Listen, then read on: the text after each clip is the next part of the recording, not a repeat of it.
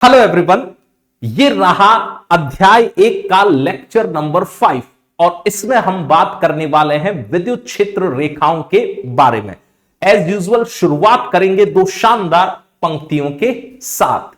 सपनों की उड़ान अभी बाकी है, हौसलों का इम्तिहान अभी बाकी है, अभी तो नापी है मुट्ठी भर जमीन, अभी तो सारा आसमान बाकी है। तो इन हौसलों की उड़ान को आगे बढ़ाते हैं और शुरुआत करते हैं हमारे आज के टॉपिक के साथ, विद्युत क्षेत्र रेखाएं। देखिए, एक धन आवेश के कारण विद्युत क्षेत्र रेखाएं इस तल में इस प्रकार निरूपित की गई है और यहां हमने एक स्टेटमेंट लिखा है कि विद्युत क्षेत्र का जो परिमाण है वो दूरी के वर्ग के व्युत्क्रमानुपाती है। अभी पीछे के वीडियोस अगर आपने ध्यान से देख रखे हों, आपने इस आवेश को अगर Q माना हो, कैपिटल Q मान लीजिए, आपने इसको नाम दिया हो, आप इससे R दूरी पर गए और विद्युत क्षेत्र की तीव्रता किसी ने पूछी तो आपका उत्तर आता है KQ/R²। तो ये बात तो यहां लिखी हुई है कि आवेश से दूर जाने पर विद्युत क्षेत्र की तीव्रता घटती जाती है।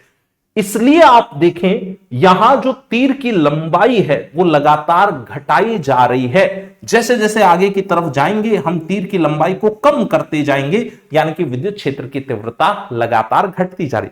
विद्युत क्षेत्र इन सब जगहों पर है भाई। तीर आप चाहें जितने बना सकते हैं। कुछ तीर एनसीईआरटी बुक ने बनाए हैं जिससे आपको चीजें समझ में आए। यहां तीर नहीं बनाओ, लेकिन विद्युत क्षेत्र यहां भी है, यहां भी है, यहां भी है। त्रिआयामी इस अंतरिक्ष में विद्युत क्षेत्र इन सारे बिंदुओं पर परिभाषित है। ठीक है, ये पहली बात। चलिए इसे लिखिए। इस चित्रण में प्रत्येक तीर उस तीर के पूंछ पर स्थित इकाई धनावेश पर लगने वाला बल दर्शाता है। देखिए इसका क्या मीनिंग है। मान लीजिए कि आपने यहां पर एक धन आवेश रख दिया +1 कूलाम का। इकाई धनावेश का मतलब +1 कूलाम का आवेश आपने रख दिया। इस आवेश पर यदि आप बल निकालना चाहें, यह आवेश कैपिटल Q है, यह दूरी आपने R ले ली। अब इस बल F का मान लिख लेते हैं। बल F का मान ऐसे लिखा जाएगा, F कूलाम के नियम से KQ1/R²। ठीक है, स्टेटमेंट क्या कहता है? हर तीर उस तीर के पूंछ पर रखे इकाई धनावेश पर लगने वाला बल दिखाता है। एक्चुअली ये बल क्या विद्युत क्षेत्र की तीव्रता के बराबर ही आ गया? Q×1 का मतलब तो Q ही होगा ना। इसका मतलब ये वाला बल विद्युत क्षेत्र की तीव्रता के तुल्य है। अब मान लीजिए कि आप एक धनावेश यहां रख देते, तो सरल सी बात है कि यहां रखे धनावेश पर बल कम लगेगा इसकी तुलना में। देखिए, इसलिए तीर की लंबाई क्या आ गई? कम। अच्छा, एक धनावेश आप इससे और आगे रख दें कहीं, मान लीजिए कि यहां एक धनावेश रख दें, तो इस पे बल और ही कम लगेगा, तो तीर की लंबाई और कम आएगी। विद्युत क्षेत्र ही आवेश पर बल आरोपित करता है। इस स्रोत आवेश से दूर जाने पर विद्युत क्षेत्र की तीव्रता कम होती जाएगी। तो वहां जो भी आप परीक्षण आवेश रखेंगे, धनावेश, इकाई धनावेश, उस पर लगने वाला बल भी कम होता जाएगा। अगला स्टेटमेंट लिखते हैं। फिर से वही डायग्राम लिया हमने। एक धनावेश के कारण विद्युत क्षेत्र यहां निरूपित कर रखा है। पहला कथन कहता है कि जो विद्युत क्षेत्र का परिमाण है वो रेखाओं के घनत्व द्वारा निरूपित किया जाता है। घनत्व द्वारा निरूपण का क्या मतलब है? मान लीजिए कि आपने कोई क्षेत्रफल मान लिया, वो क्षेत्रफल यहां रखा तो क्षेत्रफल से दो रेखाएं गुजरी। समान क्षेत्रफल उठा के मैंने यहां रख दिया, वही क्षेत्रफल उठा के यहां रख दिया, तो अब इससे एक ही रेखा गुजरी, यानी कि यहां से गुजरने वाली रेखाओं का घनत्व कम हो गया है। घनत्व कम हो गया है तो इधर विद्युत क्षेत्र की तीव्रता भी कम हो गई है। आप कोई क्षेत्रफल रखें, देखें कि उससे कितनी विद्युत क्षेत्र रेखाएं गुजर रही है। वो क्षेत्रफल कहीं और आगे रखें और अब अगर समान क्षेत्रफल से कम विद्युत क्षेत्र रेखाएं गुजर रही है, इसका मतलब यहां आगे वाली स्थिति पर विद्युत क्षेत्र का परिमाण कम है। तो पहला स्टेटमेंट क्लियर हो गया।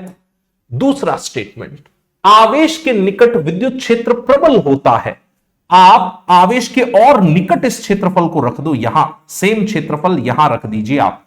अब आप देखिए इससे कितनी पंक्तियां गुजरी, 1 2 और 3, और आवेश से दूर रखा तो पंक्ति गुजरी, इससे विद्युत बल रेखा गुजरी 1। तो इसका मतलब यह है कि आवेश के निकट विद्युत क्षेत्र प्रबल है और आवेश से दूर विद्युत क्षेत्र की तीव्रता कम है। मैं आपको फिर स्पष्ट कर दूं, ये जो तीर बना रखे हैं ये सांकेतिक चित्रण है, अपन चाहें तो और भी तीर बना सकते हैं। अगली बात, आवेश से दूर जाने पर विद्युत क्षेत्र दुर्बल होता जाता है। तो ये तो हम सीख ही चुके हैं कि तीर आप छोटा छोटा छोटा बनाते जाते हैं क्योंकि दूरी बढ़ने के साथ क्षेत्र दुर्बल होता है। अब इन क्षेत्र रेखाओं का घनत्व भी कम होता जाता है। देखिए यहां अगर आपने क्षेत्रफल रखा तो यहां से एक ही रेखा गुजरी है, इधर से एक रेखा गुजरी थी, इधर से 2 रेखाएं गुजरी थी और इधर से 3 रेखाएं गुजरी थी। तो दूर जाते जाते जाते इन क्षेत्र रेखाओं का घनत्व भी कम होता जाता है और रेखाएं भी आपस में दूर दूर होती जाती है। देखिए यहां रेखाओं के मध्य की दूरी, मैं अलग कलर से ये बात समझाने की कोशिश करता हूं। यहां रेखाओं के मध्य की दूरी देखिए, थोड़ा आवेश से दूर गए तो इन्हीं 2 रेखाओं के मध्य दूरी देखिए, और दूर गए तो इन्हीं 2 रेखाओं के मध्य दूरी देखिए। यानी कि अगर आप इस आवेश से दूरी पर जाएंगे तो विद्युत क्षेत्र रेखाओं का घनत्व भी कम होता जाएगा। अगली बात, ये रेखाएं 3 विमीय दिक् स्थान में है, यानी कि 3 डायमेंशनल स्पेस में है। अगर ये बिंदु आवेश है तो इसके कारण विद्युत क्षेत्र रेखाएं इधर भी होगी, इधर भी होगी, इधर भी होगी, बोर्ड के तल के पीछे भी होगी। अब हमारा बोर्ड तो द्विविमीय है, इसलिए चित्रण ऐसा है। वास्तव में रेखाएं इधर इधर इधर इधर त्रिआयामी इस अंतरिक्ष में सब तरफ होंगी। ठीक है, आप अपने नोट्स फटाफट बनाइए, फिर आते हैं अगले पेज पर। आप चाहें तो असंख्य रेखाएं खींची जा सकती है। जैसे अगर आपके पास समय हो और पेंसिल तीखी हो तो आप कागज पर रेखाएं बनाते जाएं। जैसे मैंने यहां पे मार्कर लिया, एक रेखा ये बना दी और बना दी और बना दी। आपके पास जितना समय और जितनी तीखी पेंसिल हो आप और रेखाएं बना सकते हैं। तो वास्तव में रेखाओं की संख्या बनाना हमारे हाथ में है, हम चाहे जितनी रेखाएं बना सकते हैं। अब महत्वपूर्ण बात यह है कि किसी दिए गए क्षेत्र में रेखाओं का आपेक्षिक घनत्व कितना है। इसका मतलब यह है कि जैसे आपने कोई क्षेत्रफल यहां इस तल के लंबवत रख दिया, ये वाला क्षेत्रफल, सेम क्षेत्रफल को आपने उठा के यहां रख दिया इस तल के लंबवत, तो देखिए यहां रेखाओं का घनत्व ज्यादा पाया जा रहा है, मतलब यहां क्षेत्र प्रबल है। यहां विद्युत बल रेखाओं का, विद्युत क्षेत्र रेखाओं का घनत्व कम पाया जा रहा है, इसलिए यह क्षेत्र दुर्बल है। ठीक है, तो रेखाएं हम हमारी इच्छा से चाहें जितनी बना सकते हैं, ये हमारी चॉइस होती है। ओके, अगली बात पे आते हैं। एकल धनावेश के कारण जो विद्युत क्षेत्र रेखाएं होती है वो त्रिज्य दिशा में बाहर की तरफ होती हैं। ये धनावेश है, Q ग्रेटर देन 0 का मतलब Q का मान धनात्मक है, तो देखिए त्रिज्य दिशा में बाहर की तरफ है। और ये बल रेखाएं इस धनावेश से प्रारंभ होकर अनंत तक गमन करती है। ये रेखाएं अनंत तक गमन कर रही हैं। ठीक है, इतनी बात। अगर इसकी जगह मैं एक ऋणावेश ले आऊं तो रेखाएं अनंत से प्रारंभ होगी और इस ऋण आवेश तक पहुंचेगी। त्रिज्य दिशा में अगर आप देखें, ये अनंत है, ये अनंत है, ये माइनस अनंत है और ये माइनस अनंत है। रेखाएं अनंत से प्रारंभ होके इस बिंदु आवेश तक पहुंच रही। बहुत ही सिंपल सी बात है। धन आवेश हो तो त्रिज्य दिशा में बाहर की तरफ बनानी है, एकल धन आवेश हो तो रेखाएं अनंत तक जाएंगी।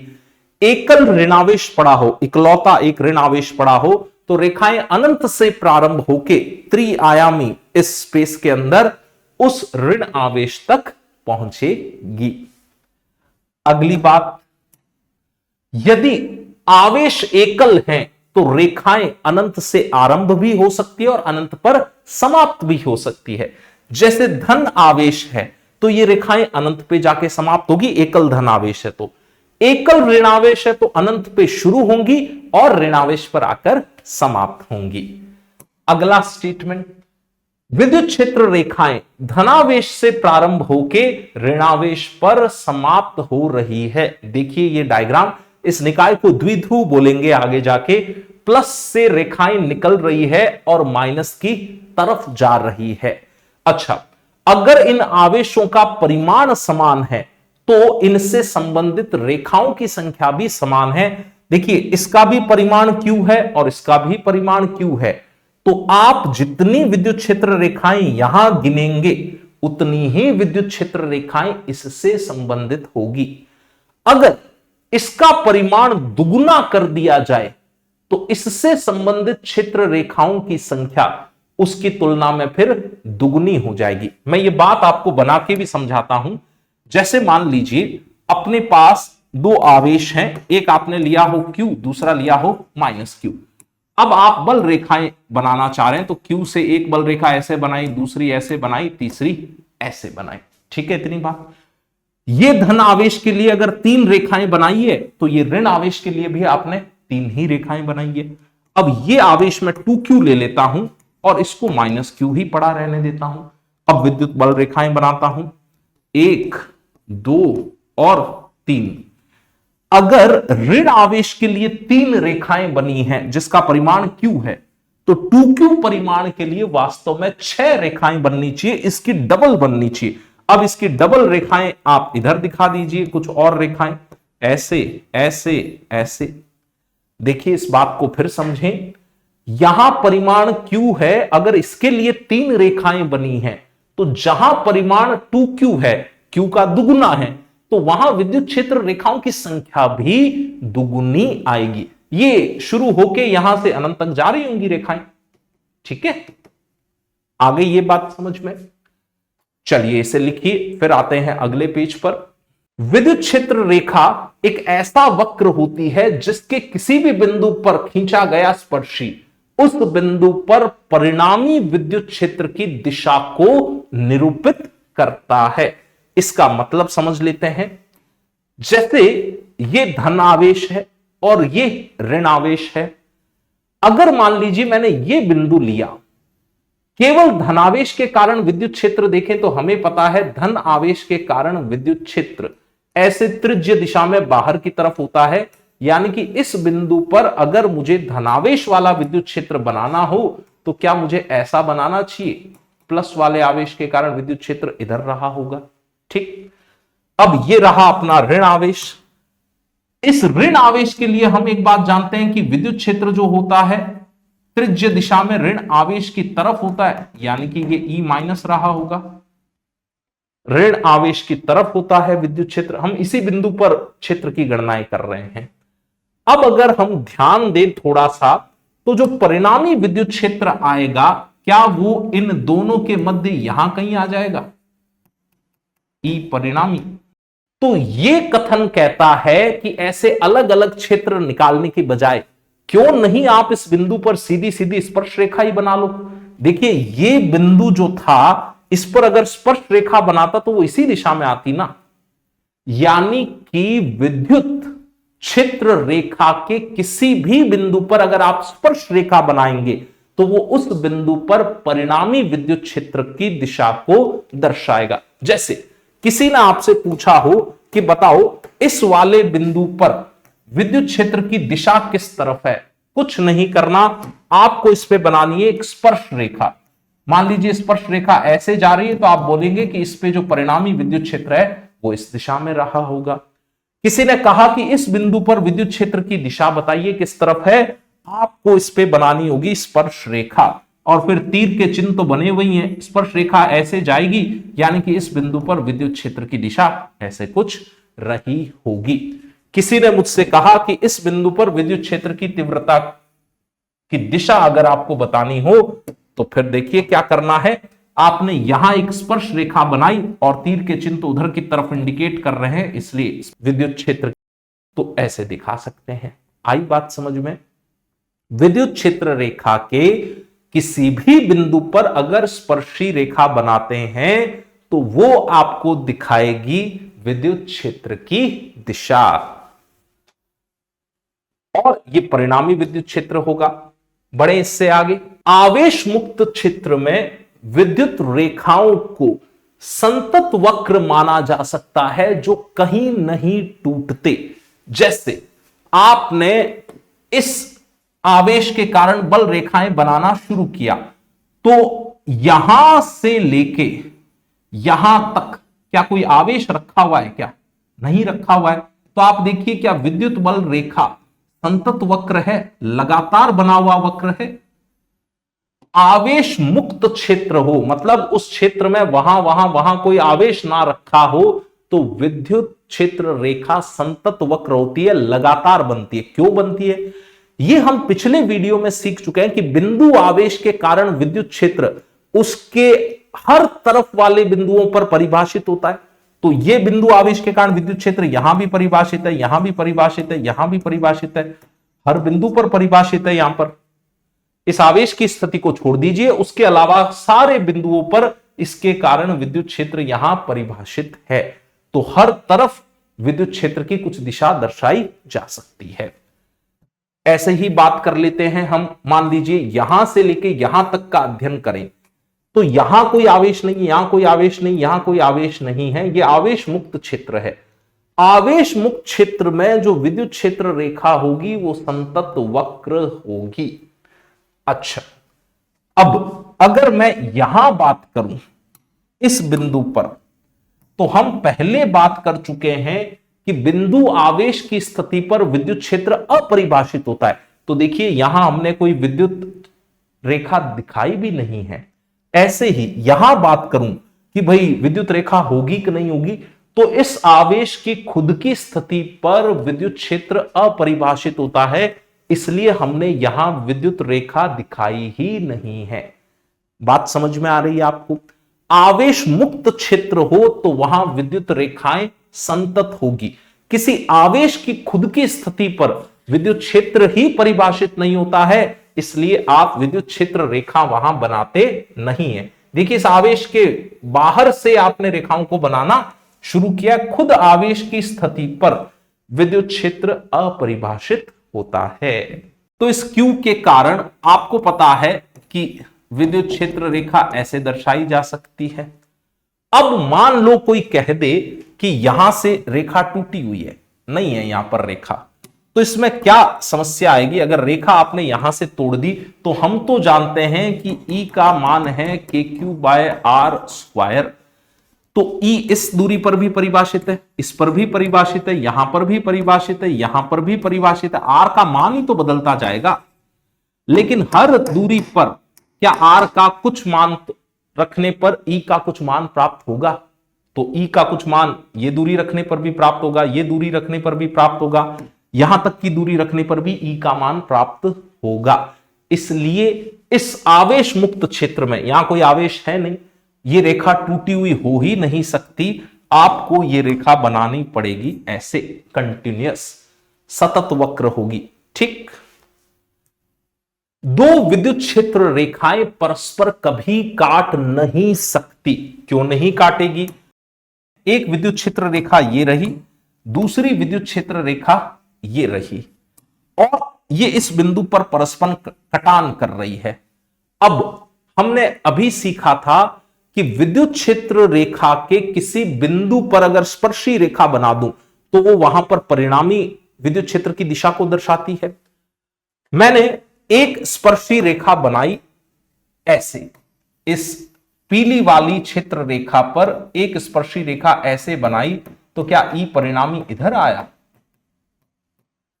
अच्छा, एक और स्पर्शी रेखा बना के देखता हूं इस बिंदु के लिए, इसके कारण क्या E परिणामी इधर आया?